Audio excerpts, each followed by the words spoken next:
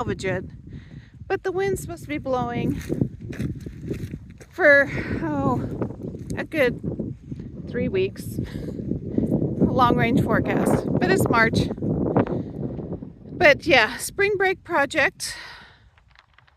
Everything's starting to green up, finally. We usually get this in February, getting into March.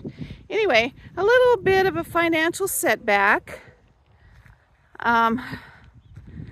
But once again, when is farming not a risk? Luckily, these are my tomato, or this is my tomato high tunnel. But I'd really like to start planting in April. So time is of the essence, so I will work on it slowly but surely, but to put the plastic on when the wind is at its worst is impossible. Oh, there's the plastic over there. I did have to cut it just to salvage the rest of the high tunnel. I wasn't going to risk the whole high tunnel over a 100-foot roll of plastic. So, yeah, like I didn't have anything else to do. Lots to do. But I have end caps to go on these.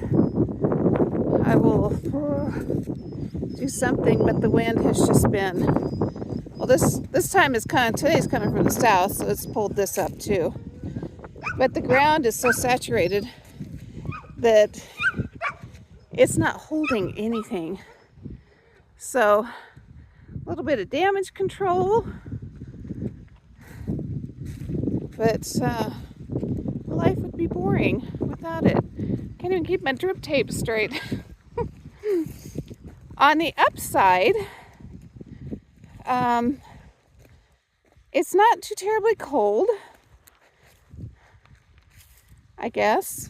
I can't shed my stocking caps yet.